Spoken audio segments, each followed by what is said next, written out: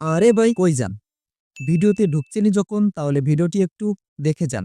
কথা দিলাম এই ভিডিও শেষ পর্যন্ত দেখলে আপনার মোবাইল আর হ্যাং করবে না। আমি জানি মোবাইল হ্যাং করলে কতটা খারাপ লাগে। কারণ হ্যাং করা মোবাইল আমারও ছিল। তবে এই সেটিংসটা করে আমার মোবাইল এখন পুরোটাই সুস্থ হয়েছে। আই মিন ভালো হয়ে গেছে। মূল ভিডিওতে যাওয়ার আগে একটা কথা বলি। আপনি ইন্টারনেটে এতদিন যাবৎ ধরে যত কাজ করেছেন লম্বা লিস্ট আকারে মোবাইলে জমা হয়ে আছে। এর জন্যই কিন্তু আপনার মোবাইল হ্যাং করে বা স্লো কাজ করে এবং গরম হয়ে যায়। আপনি ডিলিট করেন নাই। আর মোবাইল হ্যাং করা থেকে বাঁচার জন্য কিভাবে সেই লিস্টগুলো ডিলিট করবেন এই ভিডিওর মাধ্যমে দেখিয়ে দেব। যাই হোক, আজাইরা বকবক বাদ দিয়ে মূল ভিডিওতে চলে যাই। লিস্টগুলো ডিলিট করার জন্য প্রথমে চলে যাব আমরা ক্রোম ব্রাউজারে।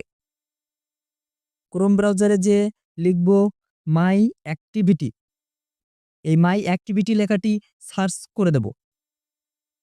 এখানে যে মাই অ্যাক্টিভিটি লেখাটি দেখতে পাচ্ছেন, এই মাই অ্যাক্টিভিটি লেখার উপরে ক্লিক করব। ক্লিক করলে আমাদের সামনে এমন একটি পেজ দেখাবে।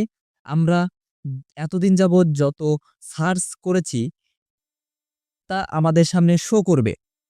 দেখুন আমার সামনে আমি এতদিন যাবৎ যেগুলো সার্চ করেছিলাম সবগুলোই শো করছে।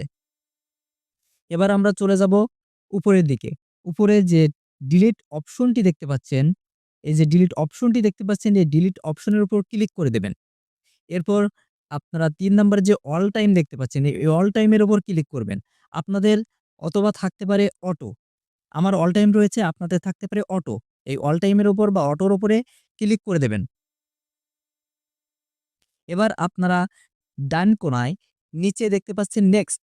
নেক্সট এর উপর ক্লিক করে দেবেন। এই যে নেক্সটটি দেখতে পাচ্ছেন, নেক্সট এর উপর ক্লিক করে দেবেন। এরপর আপনারা আবারও নিচে দেখতে পাচ্ছেন ডিলিট অপশন। এই যে ডিলিট অপশনটি রয়েছে, এই ডিলিট অপশনের উপর ক্লিক করে দেবেন। তাহলে আপনাদের যত সার্চ লিস্টগুলো রয়েছে সবগুলোই ডিলিট হয়ে যাবে বা মুছে যাবে। আরে ভাই, ভিডিওটি শেষ পর্যন্ত দেখলেন যখন, তাহলে একটা সাবস্ক্রাইব তো করতেই পারেন। বাই। দেখা হবে পরবর্তী ভিডিওতে।